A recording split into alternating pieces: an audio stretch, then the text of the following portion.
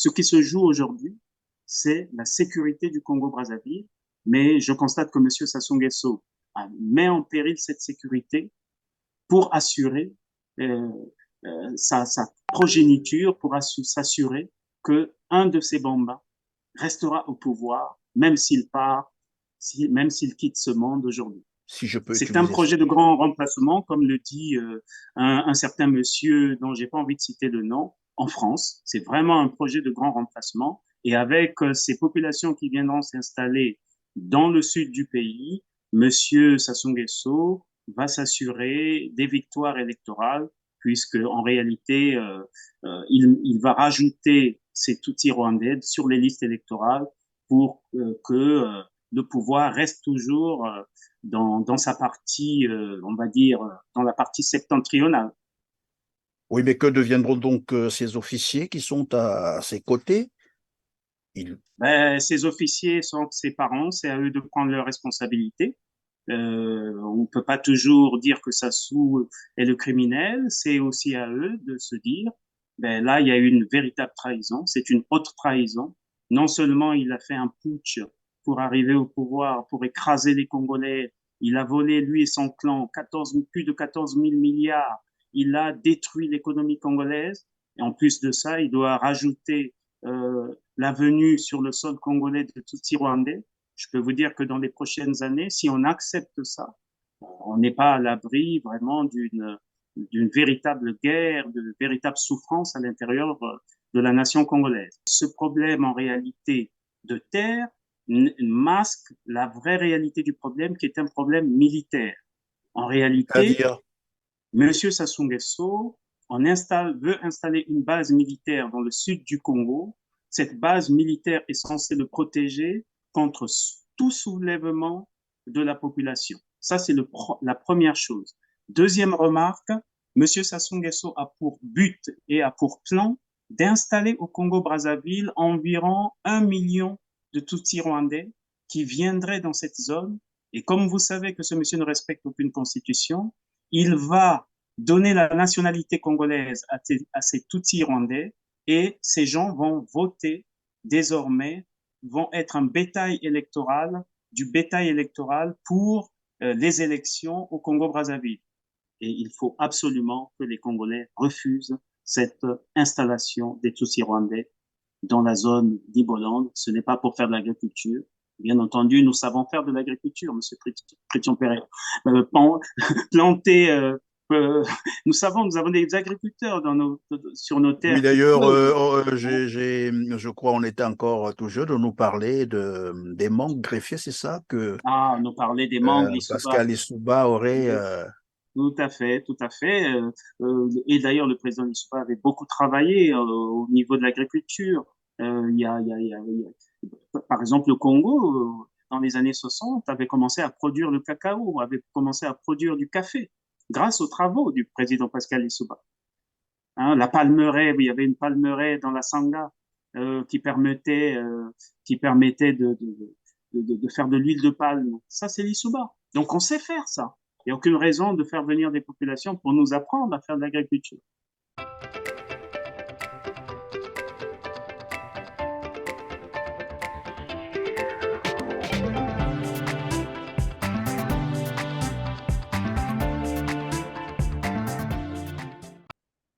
Mesdames, Messieurs, bonjour. Heureux de vous retrouver sur Télar TV. Nous sommes le 24 août 2023, date mémorable pour les Congolais de Brazzaville, date anniversaire de la mort du président professeur Pascal Lissouba. Docteur en sciences naturelles en 1958 en France, le professeur Pascal Lissouba, fondateur de l'Union panafricaine pour la démocratie sociale UPADES, est le premier et unique président congolais élu par suffrage universel direct au Congo-Brazzaville au cours d'une élection démocratique, libre et transparente. C'était en août 1992, devant Denis Sassou Nguesso qui n'arrivera qu'en troisième position après Bernard Kolela. Nous ne venons pas parce que nous avons soif du pouvoir, j'aurais pu le prendre 36 000 fois par le passé.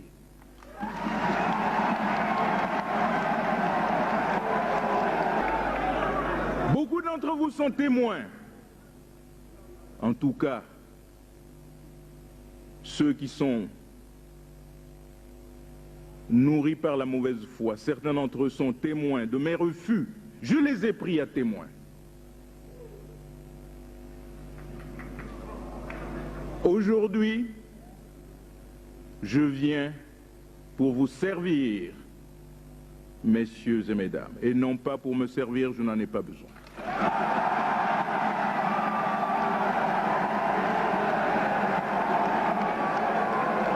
Avant la fin de son mandat présidentiel de 5 ans, Pascal Lissouba est renversé du pouvoir par un coup d'État militaire sanglant de Denis Sassou Nguesso, aidé par la France de Jacques Chirac. Pascal Lissouba est ainsi forcé à l'exil, où il trouve la mort le 24 août 2020 et enterré à Perpignan. C'était un homme de paix, un homme de culture, un grand scientifique. Nous sommes ses enfants, nous avons suivi son chemin. Et aujourd'hui, nous perdons un grand homme. Il faudra certainement encore une cinquantaine d'années, 50 ans, pour produire un homme de la trempe, du calibre de Pascal Lissouba. Pour moi, c'est une grande perte de perdre un grand homme comme ça. Un homme qui est parti avec plein de projets, plein de bonnes choses. Il avait tellement des projets d'avenir pour le Congo. Malheureusement, il n'a pas eu le temps de réaliser tout ce qu'il avait comme projet pour le Congo.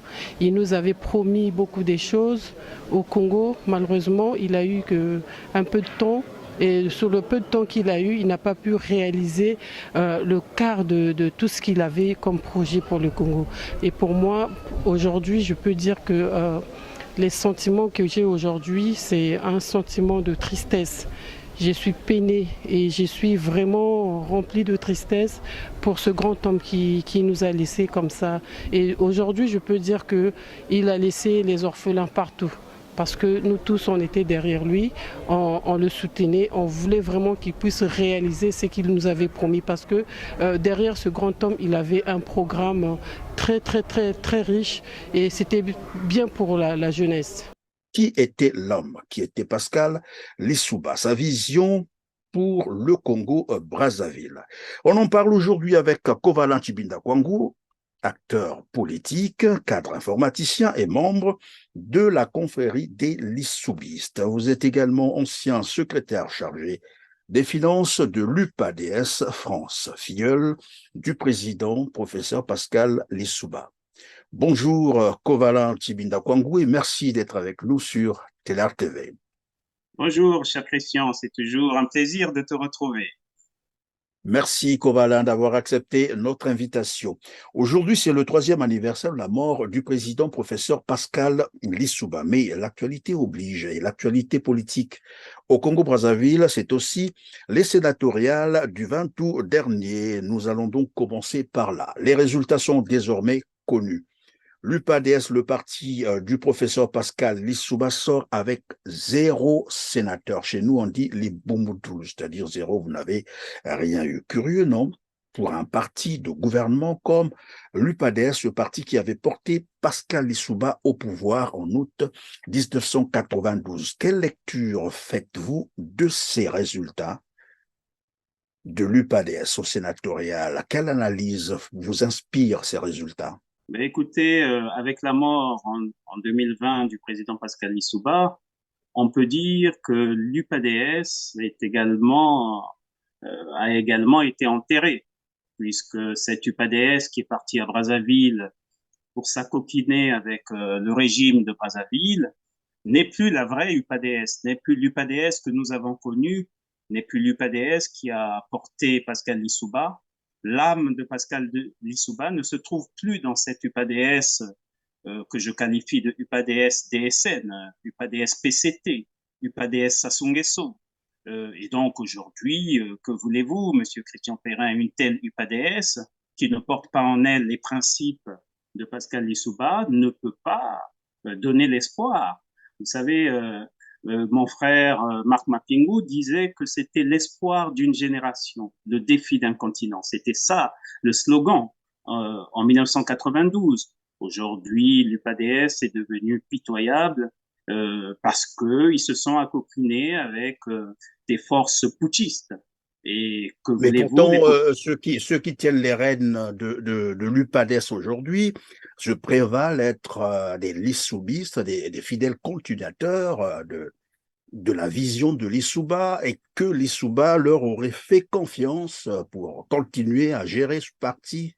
Ah, mon cher Christian, vous avez affaire à quelqu'un qui connaît bien l'histoire de l'UPADS. Aucune des personnes actuellement à Brazzaville ne peut vous dire qu'ils ont eu l'aval du président Pascal Lissouba. J'étais avec eux en janvier 2005 lorsque nous avons été reçus par le président Pascal Lissouba.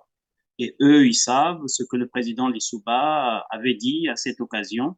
Ils n'ont jamais eu l'aval du président Lissouba pour entrer au Congo.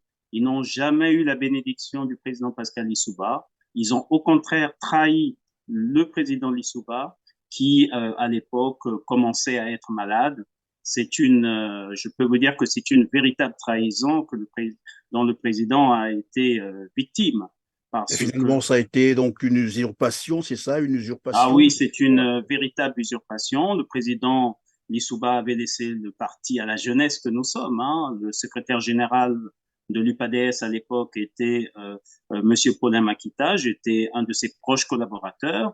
Nous avions pour mission de continuer la vision du parti, mais nous avons été trahis par les forces intérieures qui ont été beaucoup plus attirées par l'argent que par de véritables idéaux bisoubis. Ces gens sont rentrés au Congo pour se faire du CFA, pour avoir des salaires de députés, pour avoir des salaires de conseillers municipaux. Ce n'était pas ça la vision du président Pascal Lissouba. Et je me suis toujours levé contre cette UPADS DSN, cette UPADS PCT.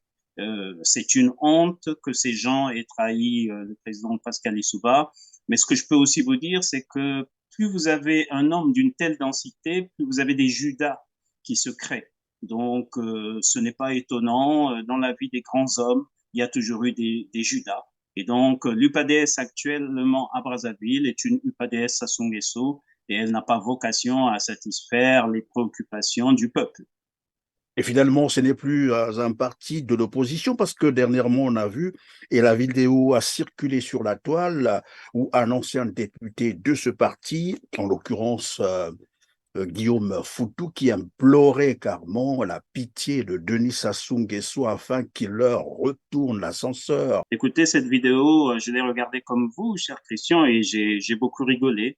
Mais l'UPADS, comme je vous l'ai dit, est devenue une succursale de M. Sassou Nguesso. En réalité, vous êtes en train de me dire que l'UPADS n'a pas de député ou n'a pas de sénateur, mais au contraire, on peut dire que l'UPADS a des sénateurs, puisque le PCT est majoritaire au niveau du Sénat. Donc, ils ont des représentants au sein du PCT. Et ce n'est pas un parti d'opposition, c'est un parti porteur de sac du PCT. Et c'est ça qui est dommage. Mais il y a un espoir, cher Christian, c'est que les vrais Lissoubis sont encore debout. Vous en avez un devant vous. Les vrais Lissoumis sont encore debout et il y en a d'abord, il y a un qui est devant moi, ce que vous venez de me dire, mais quel est donc l'avenir de l'UPADS tel que c'est parti, je parle bien de l'UPADS au Congo-Brazzaville en tant que parti politique? Ben, écoutez, à partir du moment où l'UPADS Sassou Nguesso, l'avenir de l'UPADS Sassou Nguesso, c'est d'être avec Sassou Nguesso. Maintenant, il y a une vraie UPADS, l'UPADS lissoubiste, celle que j'incarne avec d'autres qui sont restés dans la vision du président Pascal Lissouba. Cette UPADS-là, elle va vivre. Elle va continuer à vivre, elle va continuer à faire des propositions selon le projet de société du président Pascal Lissouba et elle va continuer à suivre la vision. L'UPADS DSN, c'est une UPADS débarrassée de l'âme du président Pascal Lissouba. L'UPADS que nous incarnons, nous, c'est une UPADS avec l'âme, le projet de société, la vision du président Pascal Lissouba. Nous, on leur a laissé l'enveloppe, nous, on a gardé l'esprit. Et donc, les vrais Lissoubis, c'est nous. Alors, avec les derniers résultats, notamment des sénatoriales, des résultats de l'UPADS, est-ce que c'est une manière de dire aussi que finalement, bon, écoutez, Sassou Nguesso, j'allais dire le Parti congolais du travail, s'est servi de l'UPADS, c'est bon, probablement qu'ils ont trouvé leur compte et puis maintenant là, on n'a plus besoin de l'UPADS parce qu'on ne peut pas comprendre que l'UPADS arrive à ce niveau, 0 sénateur. Je ne sais pas, est-ce qu'ils se représentent eux-mêmes ce que cela veut dire? Mais de toute façon, je ne suis pas étonné de ce qui arrive. Le président Pascal Lissouba disait une chose. L'ennemi de la démocratie, c'est l'argent. Ils ont suivi l'argent, ils iront jusqu'au bout de leur logique mercantile et en suivant l'argent, qu'est-ce que voulez-vous? La corruption, la trahison ne mène jamais, on va dire, à de grandes choses. Hein. C'est pour cela que je peux vous dire que l'UPADS, LDSN, de toute façon, pour nous, c'est une UPADS qui n'a jamais existé, puisqu'elle n'a pas l'âme de Lissouba et elle a l'âme du président Sassou Nguesso. Et donc, c'est une UPADS perdue d'avance. Et donc, on ne peut rien avec ce parti, mais attention, je venais de vous dire, il y a encore des forces lissoubistes très puissantes. Nous sommes beaucoup. Nous serons capables demain de faire vaciller le pouvoir à Brazzaville. Ça, il n'y a pas de problème. Alors, puisque nous allons parler de Pascal Lissouba, le professeur Pascal Lissouba, c'est son anniversaire aujourd'hui, l'anniversaire de sa mort, bien entendu. Et nous parlions donc de l'UPADES, vous avez dit, et c'est comme ça que vous l'appelez désormais, UPADES de Denis Sassou Nguesso, donc UPADES DSN. Alors, on va d'abord s'intéresser à ce coup d'État qui a renversé le pouvoir du professeur Pascal Lissouba, c'était en juin, disons, le coup d'État a commencé en juin, le 5 juin 1997. Avec le recul, quelle lecture faites-vous désormais de ce coup d'État militaire qui a chassé le professeur Pascal Lissouba du pouvoir? Un coup d'État, d'aucuns parlent d'un coup d'État d'occupation. Qu'est-ce que vous en pensez? Bon, écoutez, j'ai vécu un peu ces événements de manière directe, étant proche du président Pascal Lissouba. Je peux vous dire que nous avons subi un coup d'État avec l'arrivée d'armées étrangères. Et pour cela, ils ont amené au Congo l'Angola, ils ont amené des mercenaires pour détruire la démocratie au Congo-Brazzaville. Je disais que l'une des grandes leçons, c'est que la conférence nationale souveraine n'avait pas réglé la problématique de la question nationale, de la question congolaise. C'est pour cela que je suis convaincu que tout ce que nous avons vécu en 1992 est le fruit de cette conférence nationale souveraine qui n'avait pas réglé la question de Sassou Nguesso. Certains à la conférence nationale estimaient qu'il fallait l'arrêter, qu'il fallait mettre fin à ce régime. On a fait l'erreur de ne pas le mettre hors d'état de nuire et nous en avons payé les conséquences. Et donc, pour vous, ce sont les erreurs de la conférence nationale qui seraient également, évidemment, à l'origine, bien sûr, du coup d'État du 5 juin 1997. Alors, Oui, c'est ça, 26... parce que nous avons lavé les mains avec quelqu'un qui ne méritait pas qu'on ait confiance en lui. On a commis une grave erreur. Cette cérémonie de lavement des mains a fait croire à tout le monde que c'était terminé, que désormais on allait vers la démocratie. Mais il y a des gens comme le tyran et le dictateur Sassou Nguesso qui n'avaient jamais accepté ce processus démocratique et qui se sont vengés 5 ans plus tard. C'est Oui, on pour pouvait cela bien que laver les mains, ça c'était une chose, comme vous l'avez dit, mais il y avait des actes fondamentaux, notamment un acte qui condamnait Denis Sassou Nguesso pour des crimes et qu'il fallait l'arrêter, vous l'avez rappelé tout à l'heure. Qu'est-ce tout à qui fait. peut expliquer que finalement, ceux qui ont pris les rênes, bien sûr, du Congo-Brazzaville n'aient pas exécuté ces actes? Ben, c'est très compliqué. Si vous l'analysez comme ça, on peut dire qu'il y a des contingences ethniques qui ont joué. À chaque fois qu'il était question d'arrêter Monsieur Sassou Nguesso, on s'est toujours dit qu'il fallait pas frustrer le Nord du pays. Et donc, les actes de la conférence nationale n'ont pas été appliqués parce qu'on se disait, si on le touche, ça va frustrer une partie de ceux qui sont proches de lui d'un point de vue sociologique au niveau ethnique. Et donc, ça nuit à l'unité nationale.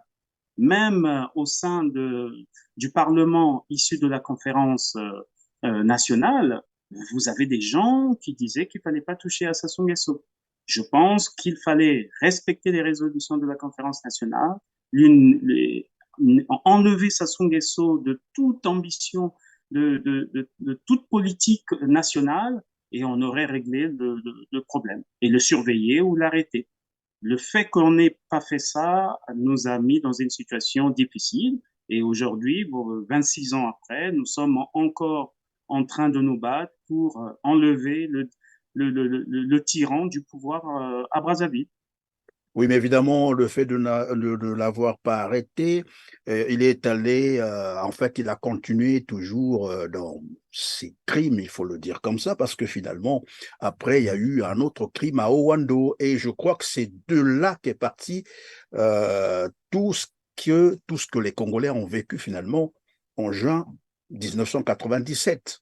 C'est ça. C'est-à-dire que on parlera tout à l'heure du président Pascal Lissouba. C'était un homme qui n'était pas un meurtrier. C'était un homme qui n'aimait pas tout à fait s'attaquer aux gens. Et je pense que l'une des erreurs de cette période, c'est que on n'a pas appliqué la rigueur de la loi. Que ce soit le Premier ministre Milongo, que ce soit le président Pascal Lissouba, en voulant toujours régler la problématique de l'unité nationale en ne frustrant pas une partie du pays, nous, nous avons été condamnés aujourd'hui à subir les affres d'une dictature, l'une des plus horribles sur le continent africain. Oui, mais la rigueur de la loi, évidemment, lorsque quelqu'un a commis, notamment, tel que ça s'est passé avec Denis Sassou Nguesso, il devrait répondre. Mais est-ce qu'on peut parler de la faiblesse de ce pouvoir de Lissouba? Parce qu'on ne peut pas comprendre. Comment se fait-il que Denis Sassou Nguesso et ses hommes qui vont commettre des crimes à Ouando, tout le monde le sait, et ces Mhm. criminels vont se cacher chez Sassou Nguesso, et quand on va chercher ces criminels, voilà, c'est Denis Sassou Nguesso qui sort pour dire qu'on vient déranger son sommeil. Donc, comme quoi, Denis Sassou Nguesso pouvait garder les criminels chez lui tout le temps et faire tout ce qu'il voulait alors qu'il n'était plus président de la République. Il venait là d'être battu, comme je l'ai rappelé d'ailleurs, au cours, disons, à l'élection présidentielle de 92. Est-ce Eh oui. que c'est là aussi, est-ce qu'on peut parler d'une faiblesse du pouvoir de Lissouba? Je ne suis pas d'accord avec le mot faiblesse. Je pense qu'on peut dire que nous avons été trahis par un homme assoiffé de pouvoir, un homme qui ne voulait pas jouer le jeu de la démocratie et un homme qui était prêt à tout pour revenir aux affaires. Et d'ailleurs, on le voit aujourd'hui, hein, remarquez vous-même, il a fait du Congo son butin de guerre. Hein. Il n'est pas revenu au pouvoir pour apporter le bonheur aux Congolais. Hein. Si les Congolais étaient heureux, on le saurait. Et vous voyez, Monsieur Sassou Nguesso, on lui a fait confiance, on a lavé les mains avec lui. Malheureusement, il est devenu source de problèmes pour les Congolais. C'est à nous maintenant de nous battre pour réinstaurer la démocratie au Congo-Brazzaville. Voilà, vous disiez tout à l'heure qu'il est revenu au pouvoir. Évidemment, il a fait du Congo un butin de guerre. Voilà qui nous donne donc le droit de passer à un autre volet de notre échange. C'est bien entendu les accords passés entre le Congo-Brazzaville et le Rwanda. Deux accords font couler tant d'encre de salive. Il s'agit bien entendu de l'accord disons, l'accord agricole. C'est comme ça qu'on présente ça en termes de communication, un accord agricole et un accord de défense, mais des accords qui, visiblement, ont été signés en violation de la Constitution congolaise du 6 novembre 2015. Mais déjà, vous devez savoir, Monsieur Perrin, que pour un dictateur et pour un tyran, une constitution, ça ne veut rien dire. Ça, c'est le premier constat. Sassou Nguesso, il n'a rien à faire de la constitution du Congo. Il est le roi, il est le roi de l'air, de la terre, de l'eau et du feu, de tout ce qu'il y a au Mais pourtant, Congo. c'est une constitution voulue par lui, qu'il a d'ailleurs imposée par le sang, s'il faut le rappeler ainsi. Et pourtant, Monsieur Perrin, il a installé sa constitution en massacrant encore des Congolais. Mais ça ne veut rien dire, hein. Avoir une constitution pour lui, ça signifie juste au niveau international montrer qu'il y a un État et que cet État a des textes qu'il peut respecter. Monsieur Sassou Nguesso ne respecte aucun texte, ce n'est pas dans sa culture politique. Donc, lorsque vous me parlez de constitution, il faut déjà enlever cet aspect constitutionnel parce que ça ne veut rien dire pour Sassou Nguesso. Deuxième Alors, quelle remarque, interprétation donc faites-vous de ces accords, notamment les deux accords que je viens de rappeler, l'accord sur la cessation des terres du Congo au Rwanda et l'accord de défense? c'est un accord qui ne concerne pas le Congo. C'est un accord entre M. Sassou Nguesso et le Rwanda.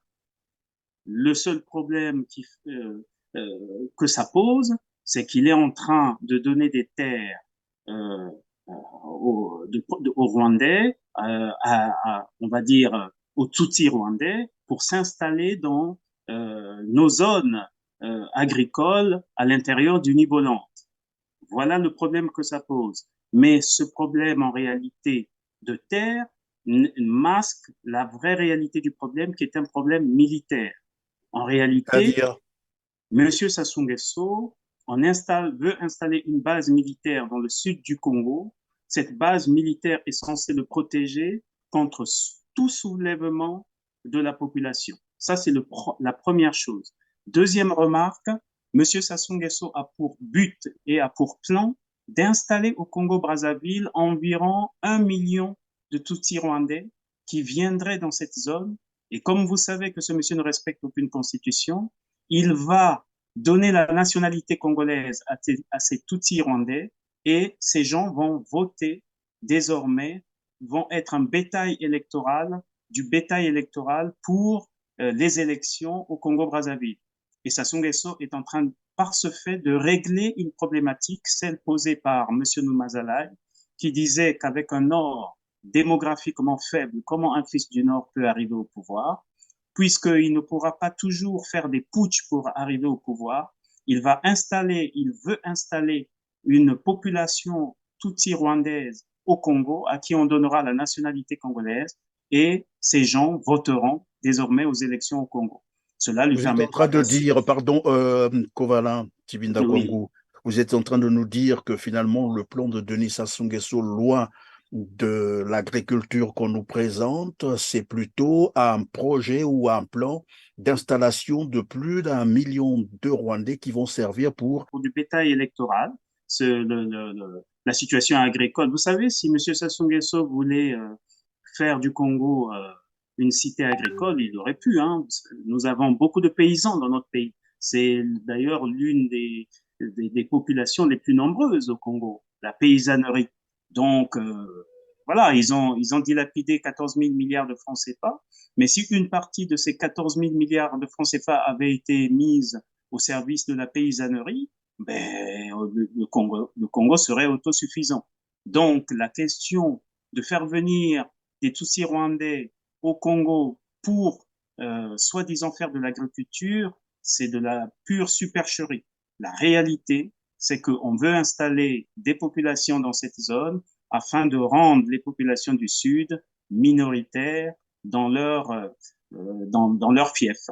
Et Vous ces êtes en train donc de populations, nous dire que c'est un projet de grand remplacement, si je peux c'est un utiliser ce projet de terme. grand remplacement, comme le dit un certain monsieur dont j'ai pas envie de citer le nom, en France. C'est vraiment un projet de grand remplacement. Et avec ces populations qui viendront s'installer dans le sud du pays, monsieur Sassou Nguesso va s'assurer des victoires électorales, puisque en réalité, il va rajouter ces Tutsis rwandais sur les listes électorales pour que le pouvoir reste toujours dans sa partie, on va dire, dans la partie septentrionale. Oui, mais que deviendront donc ces officiers qui sont à ses côtés? Ils... Ben, ces officiers sont ses parents, c'est à eux de prendre leurs responsabilités. On ne peut pas toujours dire que Sassou est le criminel, c'est aussi à eux de se dire, ben là, il y a eu une véritable trahison, c'est une haute trahison. Non seulement il a fait un putsch pour arriver au pouvoir, pour écraser les Congolais, il a volé, lui et son clan, plus de 14 000 milliards, il a détruit l'économie congolaise, et en plus de ça, il doit rajouter la venue sur le sol congolais de Tutsi rwandais. je peux vous dire que dans les prochaines années, si on accepte ça, on n'est pas à l'abri vraiment d'une véritable guerre, de véritable souffrance à l'intérieur de la nation congolaise. Il appartient aux Congolais de ne pas accepter ça. Nous sommes à l'étranger, nous parlons, nous dénonçons, mais ce sont les Congolais, les enfants qui sont, les jeunes qui sont dans le Niboland, tous ceux qui sont dans les partis qui vont être donnés à des étrangers, c'est à eux de ne pas accepter cela et ils doivent se lever afin que M. Sassou Nguesso fasse demi-tour et qu'il recule devant ce qu'il veut faire. Est-ce que cela explique finalement l'exemption de visa pour les Rwandais qui souhaiteraient se rendre pour de ne pas être contrôlés, c'est ça? Parce qu'il est allé au Rwanda dernièrement, il a fait approuver voilà, un projet de loi comme ça, portant exemption de visa pour les Rwandais qui souhaiteraient se rendre au Congo. Et comme ça, au moins, ils peuvent entrer en masse sans être contrôlés. Vous avez tout compris.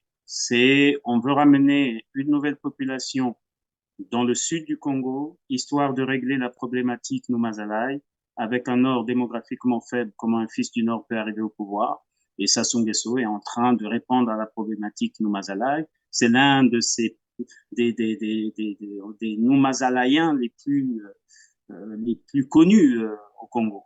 Noumazalaï est le maître, il est la pensée, la vision, et Sassou Nguesso est l'exécutant. Et donc, ils sont en train d'aller vers cette exécution en se disant que dans les prochaines années, ils ne pourront pas toujours compter sur une force militaire. Il faut du bétail électoral pour que Sassou Nguesso, Sassou Nguesso ou un de ses enfants soit élu démocratiquement au Congo et sans qu'il y ait des soupçons au niveau de la communauté internationale sur les élections au Congo. Oui, j'insistais là-dessus parce que, évidemment, c'est quand même un paradoxe. Pour faire approuver un projet de loi portant exemption de visa pour les Rwandais qui souhaiteraient se rendre au Congo, là, on a consulté l'Assemblée et, curieusement, pour les accords dont on a fait état tout à l'heure, l'accord sur l'agriculture et l'accord de défense, là, on est passé outre. C'est-à-dire, Oui. on n'est pas passé par l'Assemblée. Et pourtant, ils ont une Assemblée Godillot qui aurait voté sûrement le texte. Hein. En plus. Ben voilà, donc c'est pour vous dire qu'il y a quelque chose de caché, de plus grave derrière. Mais je le rappelle, c'est aux Congolais de se battre. Hein. La vie, on n'est pas là pour être des bisounours. Hein. Il faut se battre, il faut se lever, il faut pas accepter l'arrivée des Tutsis rwandais sur le territoire congolais. Voilà, c'est à la jeunesse de prendre ses responsabilités.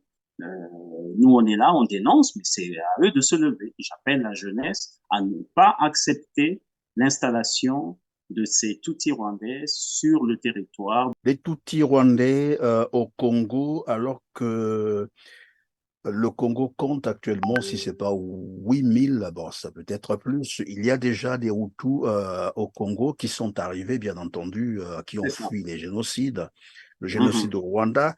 Alors la question, c'est de savoir est-ce que cela ne pourrait pas entraîner finalement un conflit entre ces deux ethnies qui se regardent toujours en chaîne de faïence. En fait, j'allais dire, est-ce que on ne court pas le risque de transposer finalement ce conflit rwandais au Congo-Brazzaville?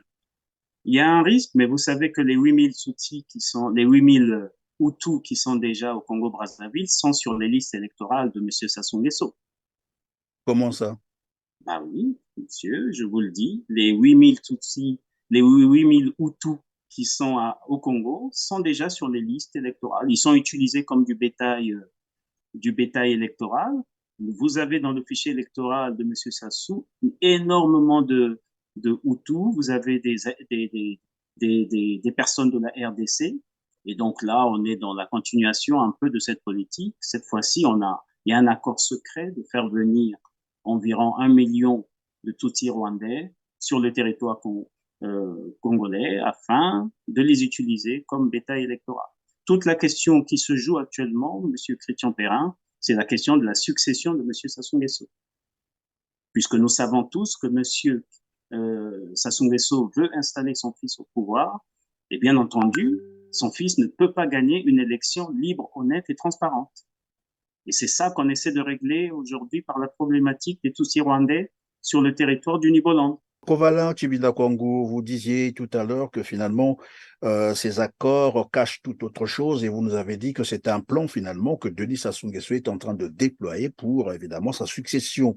Mais est-ce que on peut, avec vous bien sûr, comprendre quelle lecture faites-vous de ces accords, surtout l'accord de défense dans le cadre par exemple de la sécurité sous-régionale? Oui, tout à fait. Vous savez que le fait de mettre une base militaire ou de mettre des Tutsis rwandais dans le sud du Congo-Brazzaville, ça pose la question de la sécurité de Kinshasa.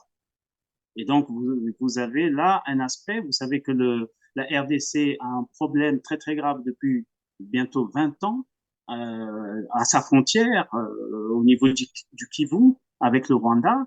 Et il y a un risque si Monsieur Sassou, le dictateur Sassou Nguesso, fait venir des Tutsis rwandais au Congo-Brazzaville, que nous puissions être agressés par la RDC et qui serait d'ailleurs en légitime défense si elle veut assurer sa sécurité. Donc, il faut régler cette problématique. Il ne faut pas que les Congolais acceptent que les Tutsis rwandais viennent s'installer au Congo-Brazzaville. Vous avez un autre aspect, Monsieur Christian Perrin. Vous savez que c'est dans cette zone, dans la zone de Kimongo, il y a souvent des problèmes avec l'Angola. Et donc, oui, il y a les incursions de l'armée angolaise. De l'armée angolaise vis-à-vis avec l'armée, la milice de Sassou.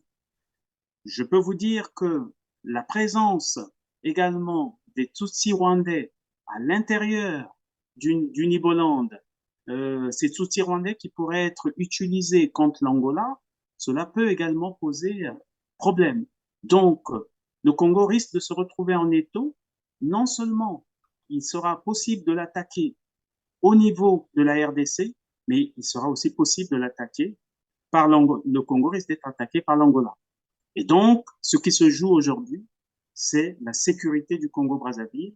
Mais je constate que M. Sassou Nguesso met en péril cette sécurité pour assurer sa progéniture, pour s'assurer qu'un de ses bambins restera au pouvoir, même s'il part, même s'il quitte ce monde aujourd'hui.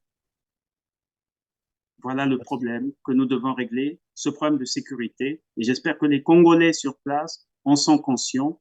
Il faut que les populations refusent cette installation.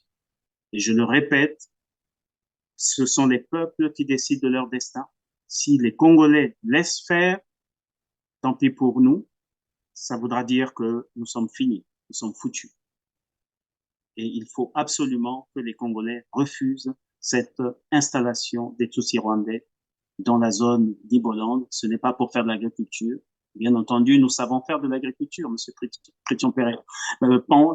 Planter, nous avons des agriculteurs sur nos terres. Oui, d'ailleurs, je crois on était encore tout jeune de nous parler des mangues greffiers, c'est ça que nous parler des mangues Pascal Lissouba aurait...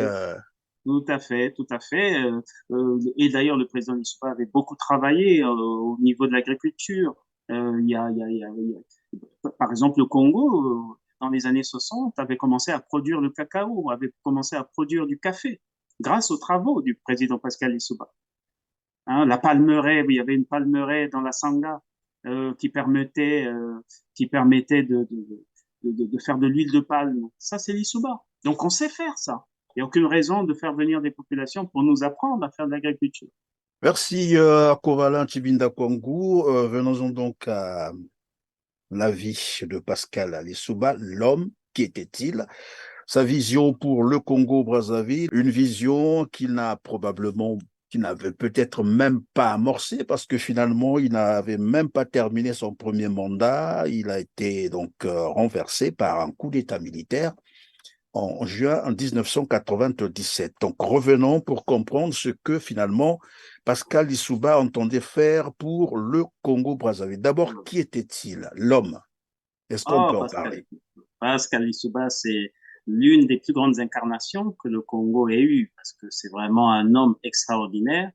C'est un homme qui est né d'un monsieur qu'on appelle Albert Lissouba et d'une femme qu'on appelait Marie Bouanga. Il est né dans une petite localité à 70 km de Mossendio qu'on appelle Tingidi. Et Tingidi, vous savez ce que ça veut dire, Monsieur Christian Perrin? Dites-le nous. Alors, Tingidi, c'est le pays de la loi, c'est le pays de l'interdit. Et donc, Lissouba est né à Tingidi. Et c'est quelqu'un qui aura beaucoup apporté au Congo, hein, puisque par son travail, depuis les années 60, il est l'un des hommes qui a mis en place, par exemple, tous les textes sur la fonction publique, sur le statut des fonctionnaires au Congo. Lissouba lui-même a fait des hautes études, c'est un intellectuel, et l'une des grandes choses qu'on peut dire, c'est que son nom signifie l'épervier. Et d'un point de vue de la symbolique, l'épervier signifie plus ou moins la vision vers le soleil levant. L'épervier, c'est l'oiseau de Russe dans la cosmogonie égyptienne, et l'Issouba représente plus ou moins cet épervier, celui qui est au-dessus, celui qui a une vision élevée, celui qui voit loin, celui qui parle de la science et de la technologie 30 ans avant. Regardez où on en est aujourd'hui. Celui qui a commencé à parler de problème de la génétique, le premier docteur ES Sciences, l'un des premiers docteurs ES Sciences africains. Ça n'a rien à voir avec le dictateur actuel à Brazzaville. Donc c'est un homme vraiment qui nous a beaucoup inspirés, puisque nous, quand nous étions enfants, on voulait devenir comme Lissouba. Il y avait même, il y avait même des gens qui nous disaient que Lissouba avait 25 licences. D'autres disaient qu'il en avait 30. Et donc, nous, on a été élevés dans cette vision. On voulait devenir des lissoubistes. Voilà pourquoi je suis toujours fidèle à cet homme avec qui j'ai eu des liens particuliers, notamment avec des liens familiaux. Et je continuerai jusqu'à la fin de mes jours à parler de cet homme qui est pour moi, l'une des plus grandes incarnations qui soit né au Congo-Brazzaville. Est-ce qu'on peut parler un peu de sa vie professionnelle, Ah, sa vie professionnelle, vous savez oui, qu'il a voilà, travaillé. en quelques lignes, bien entendu. Je sais qu'il a un CV assez Ah oui, étendu. Et à la le conférence CV, nationale, tout le monde a non, non, crié d'ailleurs parce que finalement, on n'arrêtait pas de lire son CV. Mais est-ce qu'on peut nous rappeler des grandes lignes ben, les grandes lignes, c'est que en 58, 59, il termine son doctorat. Il travaille au CNRS. Il a d'abord une carrière de scientifique. C'est aussi un professeur, quelqu'un qui a beaucoup enseigné en Europe, mais comme au Congo. Il a été le responsable de la faculté des sciences au Congo-Brazzaville. Quand il est rentré au Congo en 1961, il a été le directeur chargé de l'agriculture au niveau national. Et il était tellement compétent que 2 ans plus tard, le président Massamba Deba va en faire son premier ministre. À 30 ans, il était déjà premier ministre, 32 ans premier ministre. Donc, c'est pour vous montrer que c'était quelqu'un qui a eu une ascension professionnelle, que ce soit sur le plan professionnel ou que ce soit sur le plan politique, qui est allé vraiment très rapidement. Le président Massamba Deba disait que c'était vraiment un homme extraordinaire et quand Lissouba a démissionné en 1966, le président Massamba Deba n'était pas tout à fait d'accord de ce départ. Donc, c'est quelqu'un vraiment il y a 3 niveaux au niveau de sa vie. Il y a d'abord l'aspect scientifique, un grand scientifique. Vous savez qu'il était nobélisable, hein. C'est un homme vraiment d'un autre niveau. Cet aspect scientifique. Il y a l'enseignement, où il a toujours été également actif en tant que responsable de la faculté des sciences au Congo, dans ses recherches, en tant que généticien. Vous savez, quand Lissouba s'intéressait à la génétique, à l'époque, ce n'était pas une discipline connue aujourd'hui. Donc, c'est quelqu'un qui était en avance sur Oui, ses... mais on a dit aussi de lui d'avoir assassiné trois intellectuels congolais, en l'occurrence Poabou, Machokota et puis Masweme. Bon, ça, c'est de la politique politicienne, on va dire que ça, c'est du Noumazalaï, ça, parce qu'on sait aujourd'hui que les Congolais étaient, notamment les cadres de l'époque, étaient jaloux de ce personnage. Ils ont voulu lui mettre ses crimes sur le dos, mais vous savez, hein, C'était quoi concrètement? Est-ce que c'était pas vrai? ben, en 1970, il a été acquitté. Il a été acquitté au cours d'un procès fait par les amis de Noumazala, Marion Gabi et les autres. Le président Pascal Lissouba a été acquitté de ce procès. À la conférence nationale, il a été largement disculpé. Ce n'était pas un criminel. Hein. Je vous disais que son nom veut dire l'épervier. C'est l'homme qui voit loin. Et donc, généralement, quand on voit loin dans un pays où il y a tellement de médiocres, je ne sais pas si vous avez suivi l'ancien Premier ministre d'Acosta qui parlait de ces médiocres. C'est mon pays. Je suis né ici et j'ai dû le quitter parce que des êtres médiocres ont accédé aux combines du pouvoir. J'ai dû quitter ce pays pour sauver ma vie parce que des êtres médiocres accédant aux combines du pouvoir ont mis en péril la vie de cadres formés au niveau le plus élevé de l'université, qui sont rentrés au pays pour se mettre au service du pays et qui ont dû fuir en face de ces êtres médiocres. 25 ans après, je rentre et je trouve ces mêmes êtres en face de moi, prêts à dicter au peuple toujours la même médiocrité, toujours le même goût du crime. Et ça, c'est insupportable.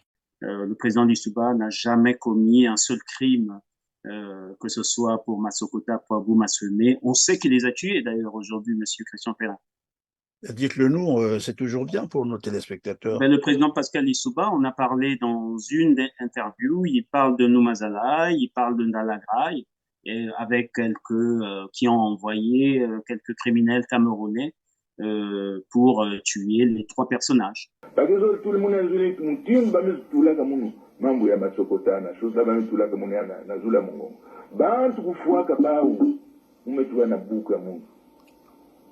Il n'a mouké accusé, mouké renouvelé Yabouya, la mèche Benignon Stouya.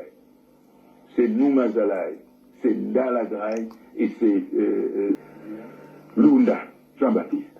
Voilà les trois Moussaba. La mèche Moumosi. Tout le monde dit non, non, non, peut-être seulement de façon pinavée. Peut-être arrêter, il faut que nous lande, enquête, peut-être arrêter plina, peut-être tellement. Paraît-il, Camerounais. Camerounais, tout le monde Camerounais, mais qu'on a pas de beto. Koufoba. Banani pour ça que Camerounais, ni pas Alors, avant qu'on ne passe finalement à sa vision pour le Congo-Brazzaville, est-ce que vous avez finalement l'impression qu'il avait été trahi par ses collaborateurs, ce qui fait d'ailleurs qu'il ne termine pas son mandat, parce que, et c'est le bruit qui court, hein, il avait trop de traîtres dans son milieu, dans son cabinet, autour de lui. Ben, écoutez, tout le monde sait que le président Pascal Lissouba a été trahi par les siens. Nous connaissons ces traîtres, nous savons qui ils sont. Ils étaient au cabinet. Est-ce que c'est ceux qui sont vite repartis à Brazzaville pour aller s'accompagner avec le pouvoir en place? Tout à fait. C'est ceux qui sont repartis à Brazzaville, qui ont créé l'UPADS-DSM. Et c'est ceux-là qui étaient dans le complot contre Pascal Lissouba. C'est dommage, mais nous savons qui sont ces gens. Mais le lissoubisme n'est pas mort. Nous sommes encore les porteurs de cette vision et nous espérons un jour que les forces démocratiques vont à nouveau vaincre les forces putschistes actuellement au pouvoir à Brazzaville et que nous allons ramener le bonheur, la paix, la prospérité au Congo. Et c'est ce que nous souhaitons. Ce qui est sûr, Parmi ces personnes, pardon, à Kovala, Tibinda Congo, même si les noms sont odieux, je le sais, vous ne voulez pas peut-être nous les citer, mais vous les connaissez, c'est ce que vous avez dit. on Mais les nous connaît. savons, et moi, voilà, je peux me permettre quand même de citer quelques noms de ceux qui travaillent avec Denis Sassou Nguesso aujourd'hui. Ce n'est plus approuvé, tout le monde sait. La preuve, nous avons parlé d'un député, un ancien député qui a imploré le pardon de Denis Sassou Nguesso, comme qui dirait Sa Majesté, si tu peux te rappeler de nous.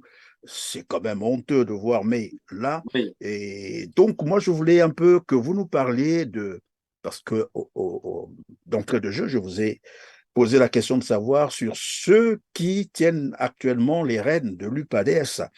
Et je pense à Pascal Satima Biala, à Jérémy Lissouba. Je peux ajouter comme ça aussi, bon, voilà, Guillaume Foutou. Qui sont ces personnes? Bon, Ou Pascal Lissouba.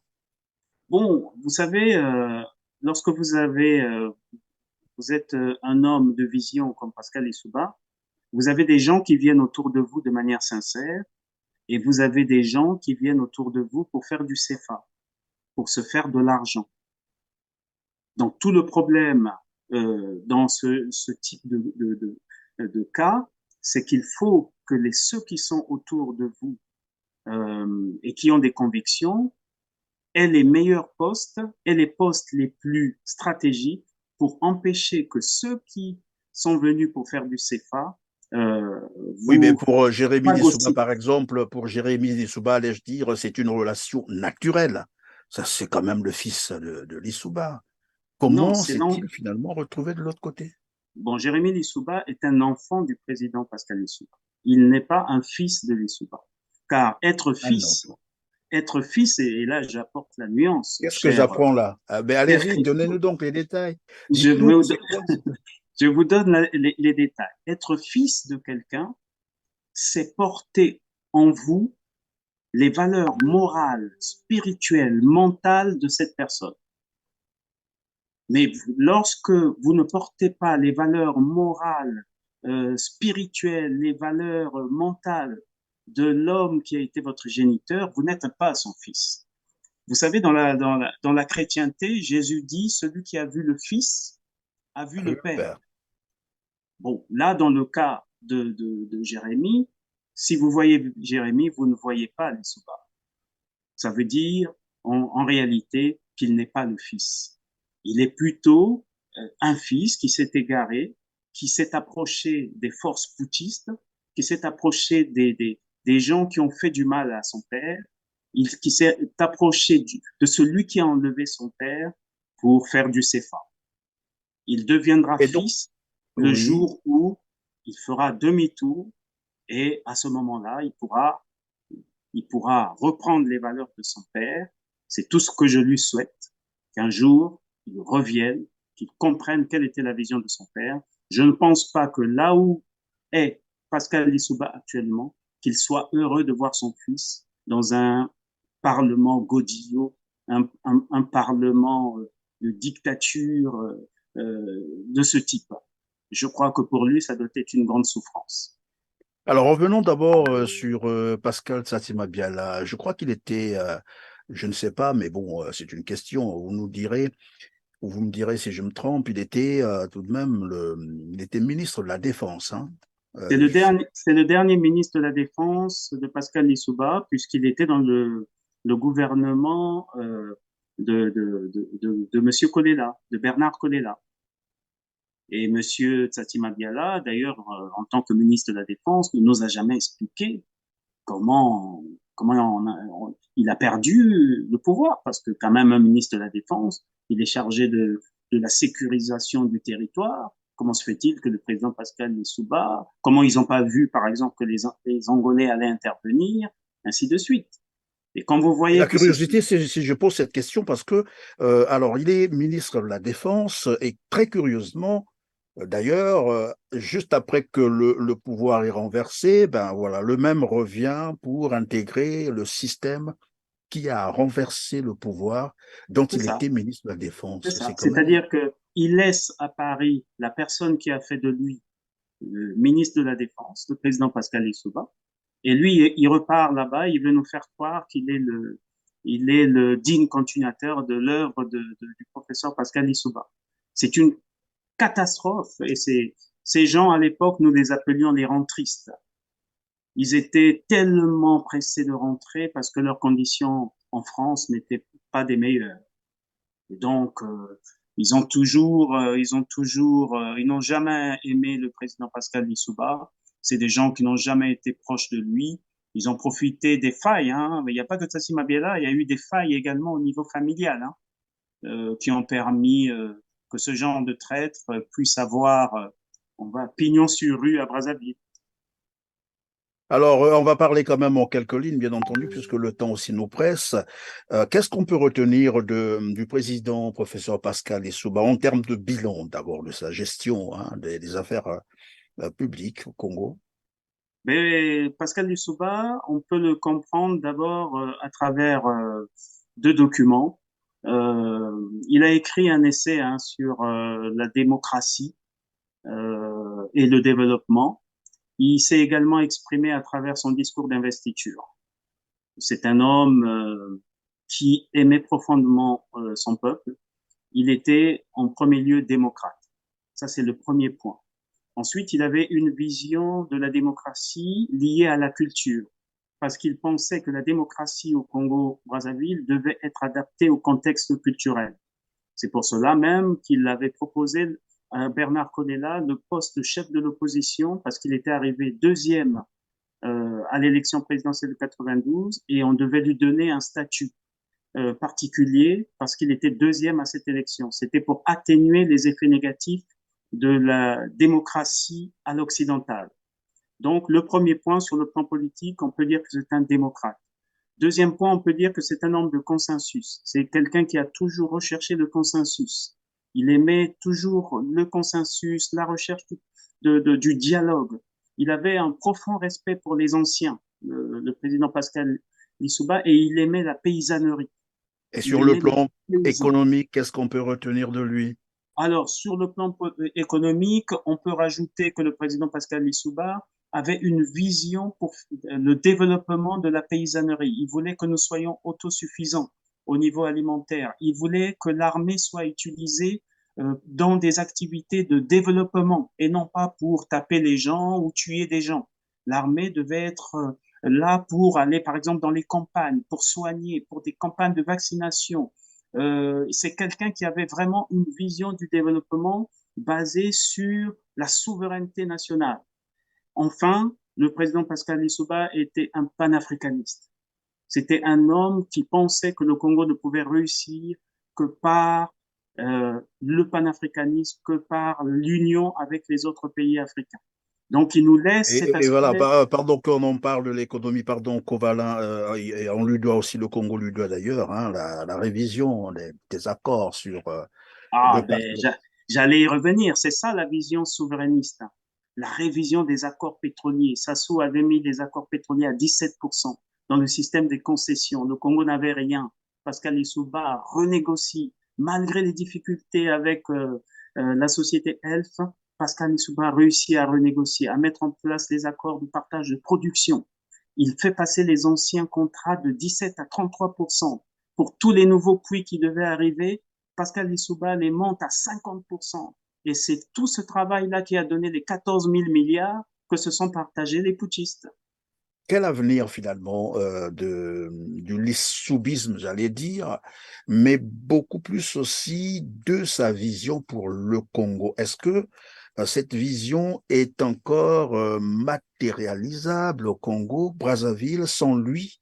Oui, oui, il y a beaucoup de personnalités. Je voudrais pas me citer, mais nous sommes nombreux à croire, à faire partie des forces démocratiques. Nous sommes nombreux à nous battre pour que la démocratie redevienne vivace à l'intérieur du Congo-Brazzaville. Il y a des gens comme Brice Zamba, Maître Brice Zamba, qui sont des vrais lissoubistes. Vous avez des gens comme Bruno Mouelé, des vrais lissoubistes. Donc, je peux vous dire que nous sommes nombreux à croire encore aux idées du président Pascal Lissouba et nous sommes les porteurs de cette vision.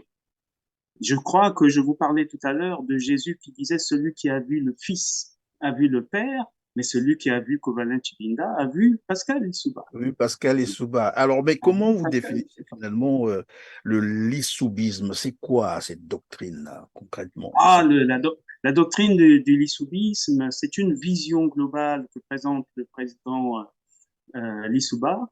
Elle est axée d'abord, premièrement, sur la souveraineté nationale. Et parce que le président pensait qu'il fallait passer de la vision néocoloniale à une vision nationale. Nous considérons, nous, en tant que lissoubistes, que la tribu est une donnée. Et donc, il faut reconnaître le tribalisme pour la dépasser. Ça, c'est Pascal Lissouba. Nous pensons qu'il faut une régionalisation. Il faut redonner le pouvoir au niveau local, la décentralisation. Ça, c'est Pascal Lissouba. Nous pensons que nous devons nous-mêmes gérer les richesses qui sont dans notre sous-sol à travers la science et la technologie. Il faut former l'homme. C'est pour ça que le président avait créé un institut sur le management de l'innovation. Est-ce que vous vous souvenez? Tout à fait, à l'exemple de l'ENA d'ailleurs, pour former les Congolais qui devraient penser Congo, travailler Congo, respirer Congo, c'est ça, c'est comme ça qu'on nous présentait ça. C'est ça, créer des nouveaux leaders qui allaient être source d'inspiration pour la paysannerie, parce que vous savez que le paysan au Congo est abandonné. Et donc, nous nous reconnaissons dans tout ça, dans la régionalisation, nous nous reconnaissons dans l'indépendance, la souveraineté. Et c'est ça, ce que nous laisse le président Pascal Lissouba. Nous reconnaissons que l'ethnie, la tribu est une donnée et que nous devons la dépasser, nous devons la corriger. Et c'est ça que nous voulons faire. Tous les hypocrites qui disent qu'il n'y a pas de tribalisme au Congo, c'est du mensonge. Il y a du tribalisme. Alors, comment on fait pour régler cette problématique?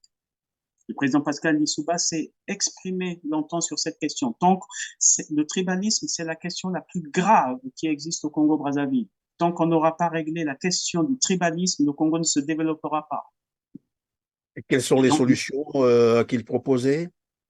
Le président Pascal Lissouba parlait d'une démocratie consensuelle. Une démocratie consensuelle, c'était une démocratie des institutions qui tiennent compte de nos réalités sociologiques, et je la développe moi-même sous une autre forme que j'ai appelée la tribalité. La tribalité, ce n'est autre que du lissoubisme. Ce n'est que la suite. Ce n'est qu'une branche du lissoubisme. Covalent Chibinda Kwangu, je vais vous poser une toute dernière question, mais elle portera sur l'actualité internationale, j'allais dire l'actualité africaine, puisque le géniteur, j'allais dire, de l'UPADES était d'abord panafricaniste lui-même, le professeur Pascal Lissouba, qui d'ailleurs a créé ce parti, l'Union panafricaine, pour la démocratie sociale. Alors, quelle lecture faites-vous en bref, bien entendu, sur ce qui se passe au Niger?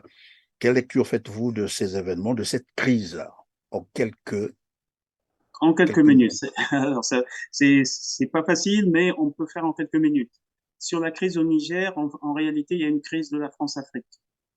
Il y a une crise de la manière dont les réseaux france-africains gèrent les pays africains.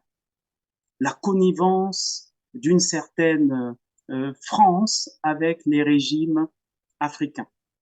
Et donc, la question du Niger pose la question de la souveraineté. Est-ce que quand un peuple se lève et quand un peuple soutient par exemple, un putsch, est-ce que ce n'est pas légitime? Pourquoi, par exemple, des pays étrangers, des pays comme la France, veulent intervenir à travers la CEDEAO? Et ça, c'est la question du Niger nous pose la question de notre souveraineté. Elle pose également la question du panafricanisme. Il faut absolument que nous nous réunissons.